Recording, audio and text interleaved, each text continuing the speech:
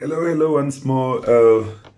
Today on this channel, I'm gonna be talking about a very critical topic, which I'm titling The Staff Room as a Miscarriage Ward for most teachers, or the staff room as an abortion ward for many young teachers. Not even only the young, even the old. Some possibly have had their miscarriages long ago. When we are employed, we get to work and we are put obviously in staff rooms. Unlike in some of the schools that we are working at, where teachers have their own offices or classes, but 80%, let me say even 90% of schools have teachers staying together in the staff room. What's happening in the staff room is there's always two sides. You have teachers in the staff room who are no longer interested at doing anything. These teachers are like dead waters in a river. It is no longer flowing. They have become a fountain or a dam. They have been too stagnant that nothing excites them any longer. Be it a new thing, be it a new exercise, be it innovative, whatever, they are not interested. And you have teachers on the other side who sort of have a zeal, but they are somewhere in the middle. They are not certain. They are easily swayed. If the other one says, we are not doing it, they are not doing it. If another person says, hi, but that thing is good, man, let's do it, they do it. And there you are. You are a new educator. You sit in that staff room. You will have to have strong self-esteem and self-awareness and self-confidence to know who you are and what you want. They will even tell you how these things are difficult, how you cannot make it, how registering for honors degrees, master's degrees, or furthering your studies is such a useless exercise. Hey, 1, 2, and 2, a lot of things. Hey, we've been here, 1, 2, and 2. If you are not strong, you can find yourself destroyed, killed in the inside, killed gradually. The death does not happen immediately. You can work with these people for 5 years, for 10 years, then you get to a point where you are now exactly like them. Because this death is not like a 1 minute death and then you are dead. It takes a series of events. The pollution you get into your ears, the pollution you witness with your eyes, the lies, the gossip, the backstabbing and the sabotage, the go-slow tendencies, the peer pressure as they happen, they are gradually working on you. They are gradually working on you to such an extent where you will find yourself becoming like them. In life sciences, I was taught about osmosis, that it is the movement of substances from an area of high concentration to an area of low concentration. That is also the same even in associations.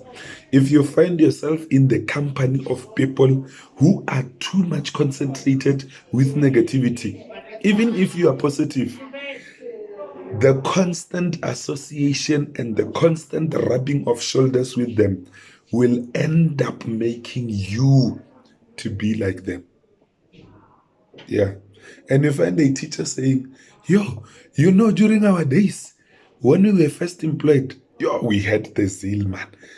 We had the strength. We had the oomph. We wanted to see things happening. And you ask, but what happened? They don't even know. They cannot even tell you. It's because of the association, they were gradually dying, bit by bit.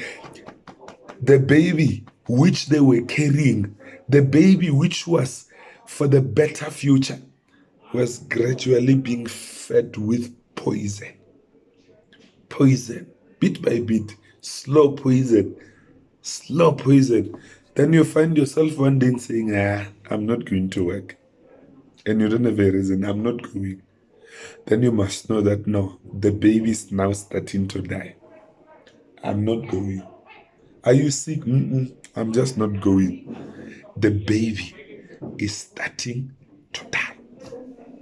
So when you sit in staff rooms, guard against negativity.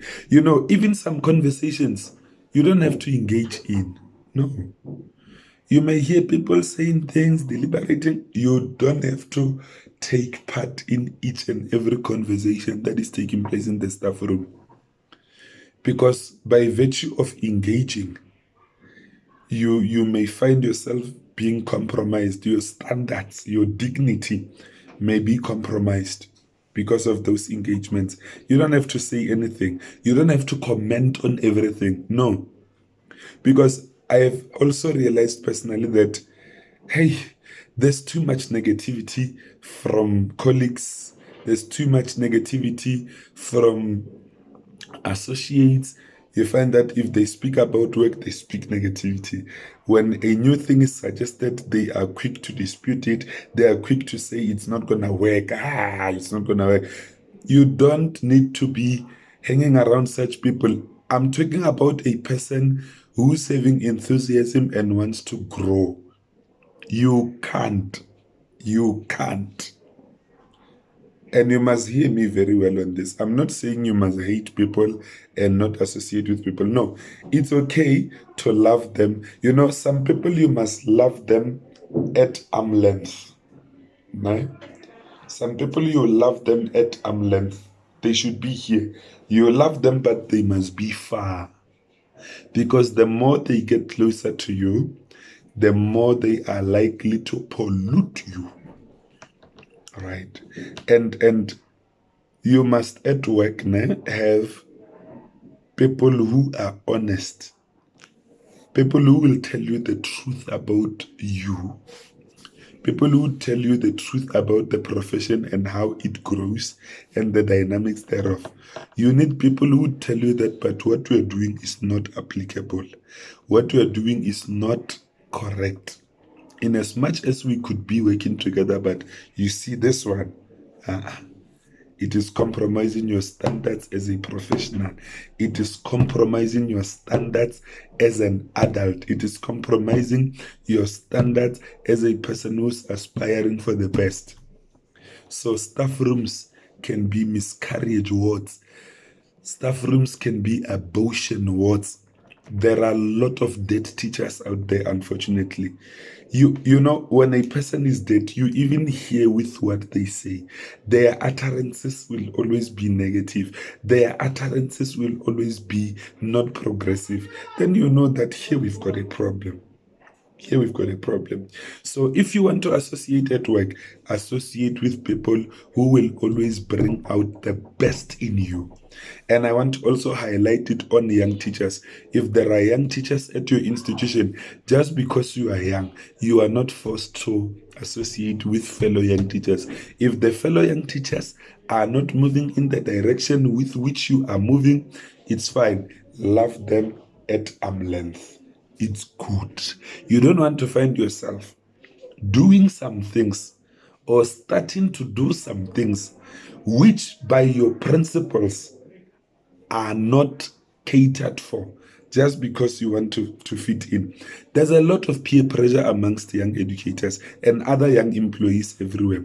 It takes a strong person, a person with a good backbone, a person with good self-discipline, not to be swayed around by such. Because at times you'll be surprised, hey, can this person do this? You? Because of the influence, because of the peer pressure. It does not affect children only. It affects even the people who've gone to school, people who have degrees are prone to peer pressure. So check your associations. Make sure that they are for upliftment and development and not for personal destroying. You'll find yourself being just a dead teacher, unfortunately. Alive but dead. And it would not be good. I hope this is helpful. Cheers.